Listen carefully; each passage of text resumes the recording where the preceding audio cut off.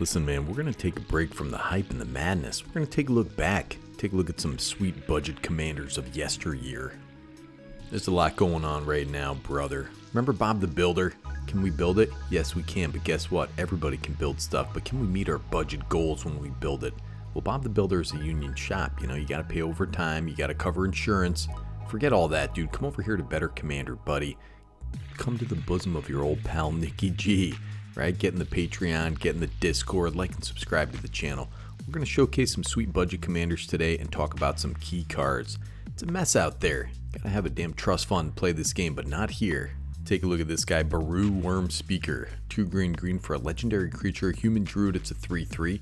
Worms you control get +2/+2 and have trample. 7 and a green to tap it. Create a 4/4 green worm creature token. This ability costs X less to activate, where X is the greatest power among worms you control. It's your Wurm tribal commander, dude. This card's about 50 cents. It's a lot of fun. Slap in with some worms. They're mostly just a few cents, man. Get them worms out there, make more worms, untap this guy, make another worm.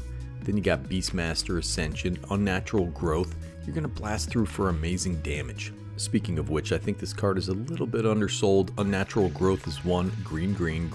It's an enchantment. At the beginning of each combat, double the power and toughness of each creature you control until end of turn. Pretty neat in a mono green deck. You can check my deck list in the description. Build this one for folks just learning Magic, so they can see these neat interactions, swanging for big blopping damage, tickle tots, dude. Now let's shift it over to mono blue here. Alandra the Sky Dreamer, the most beautiful fish I've ever seen, dude. 2 blue, legendary creature, merfolk wizard, it's a 2/4. Whenever you draw your second card each turn, create a 2/2 blue drake creature token with flying. Whenever you draw your 5th card each turn, Alandra Sky Dreamer and drakes you control get +X until end of turn, where X is the number of cards in your hand. This is Talrand's ex-wife, buddy. Absolutely annihilated him in the divorce. He didn't have a good lawyer. She had the most fantastic lawyer out there, dude. I like Alandra because she weaponizes drawing cards. We all want to draw cards, man. Often people set up elaborate engines just to draw cards, so making drakes off of that, it's pretty awesome. Alandra doesn't care how you draw cards, so instants and creatures with activated abilities can get you drakes on opponents' turns. I also like Alandra because she's packing her own win condition. I mean, you gotta do math, but say you have 5 drakes and you draw 5 cards up to 7.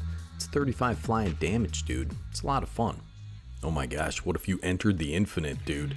Come on, this got a little reprint minus the taboo art. It's about $2. This card's pretty neat, but not super practical. I don't know if I would actually run it in this deck, but it's fun to think about. Are you out there sleeping on Miirym, Sentinel Wurm, 3 green, blue and a red, legendary creature, dragon spirit, it's a 6/6 with flying and ward 2.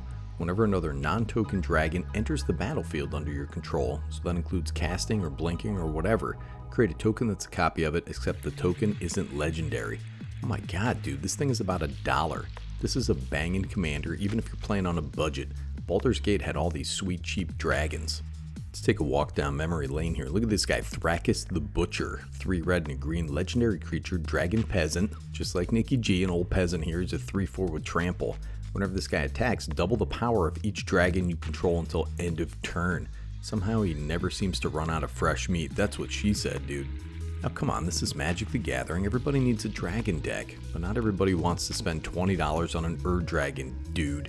You get to use these stupid but powerful cards in a budget deck like this, the Earthquake Dragon. 14 and a green for a creature, elemental dragon, it's a 10/10. The spell costs X less to cast, where X is the total mana value of dragons you control. Has flying and trample, 2 and a green, sacrifice a land, return this guy from your graveyard to your hand. This guy's also $1, man. So basically, if you're copying dragons with Miirym out there, this thing's going to get cheap real quick. Because mana value, remember, is a copyable ability. So take a look at this guy, Ganax Astral Hunter, 4 and a red, a legendary creature dragon, it's a 3/4 with flying. Whenever this guy or another dragon enters the battlefield under your control, create a treasure token. Come on, dude, get this guy out, make a copy, flap on in for about 1 billion damage. Plus, this is super easily upgradable deck, man. Over time, accrue your dragon threats, better dragons, go to town, son. Miirym rips.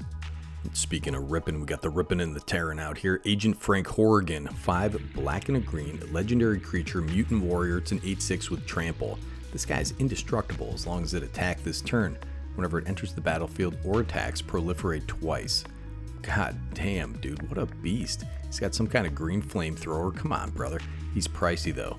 7 mana, so build a base of elves. Get some counters on this guy and your horde of elves, and you're proliferating all over the place. He's going to get huge quick.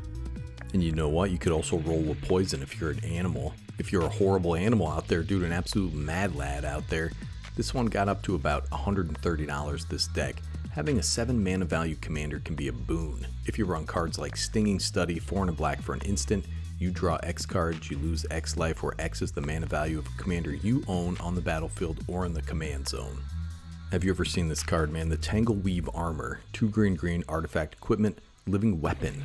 Equipped creature gets +X, where X is the greatest mana value among your commanders, has equipped for 4. I don't know, man, but Agent Frank is a beast, just like me, dude. Give me a weird flamethrower, you wouldn't be able to tell us apart. Jhoira, Ageless Innovator, got a great pair of boots here. Blue and a red for a legendary creature, Human Artificer, it's a 2/3. As tap, put 2 ingenuity counters on Jhoira, and then you may put an artifact with mana value X or less from your hand onto the battlefield, where X is the number of ingenuity counters on Jhoira, dude. Cannons to the left of me, cannons to the right of me. Thunder and lightning. Jhoira, brother, cheating out artifacts for generations. I really dig this thing, man. It's 2 mana, and you're in great colors to keep your hands stacked up, dude. Get those big, beefy artifact creatures out there. Suit them up with a damn Nettle Cyst. It's just a fun deck. Use your Cyber Drive Awakener to weaponize all those little eggs you plopped out there. Fantastic and fun for 2 mana. Alright, we're going one more, dude, because this is better commander, and we're giving you a bonus commander today. We're talking about cheap budget commander, Varina the Lich Queen, 1 white, blue, and a black, legendary creature, zombie wizard. It's a 4/4. Whenever you attack with 1 or more zombies, draw that many cards, then discard that many cards. You gain that much life. Has 2 generic mana, exile 2 cards from your graveyard, create a tapped 2/2 black zombie creature token. Not only have I done a video and a budget deck on Varina, I did 2, dude. She's one of my longest running commanders and a very powerful deck. So listen, you're putting out zombies, you're making some zombie tokens maybe. You have this little animal looting stuff from your graveyard, including Gary probably, then dig them all back out with one of our many mass reanimation effects. Now zombies have access to all the normal ones, but also Zombie Apocalypse, one of my favorite cards out there. 3 black. Sorcery, return all zombie cards from your graveyard to the battlefield tapped, then destroy all humans. This one gets a little meaner once you get the pricier zombies out there. But there are a ton of drain effects in these colors that can benefit from a mass reanimation or creatures dying, or sometimes both. You sacrifice all the stuff you have on the board, bring them back if you have a sweet sacrifice out there like the new War and Soul Trader, baby. This one's going up in price. 2 and a black creature, zombie goblin wizard. It's a 3/3. Pay 1 life, sacrifice another creature, create a treasure token. Oh dear. Love Varina, dude. Check out those deck lists if you want. Because guess what? I'm putting them in the description. You're going to have a deck list for each and every one of these guys. Some of them I made a little while ago, so they could use some improvements with some new cards. But you know what? That's life, brother. We give you a place to start, and then you go off running. And that's going to do it for me. I'm still out here making decks. I'm going to start working on some of the Assassin's Creed stuff out there. We're going to slap that together, see what's popping over there. Then after that, Bloomburrow, dude. Then we got a bunch of other stuff too, man. Life's just going to keep going on for all of us, brother. We're stuck on this horrible planet together, but while we're here, we're going to have some fun. Nicky G's making it happen, and that's the point, dude. This is me signing off.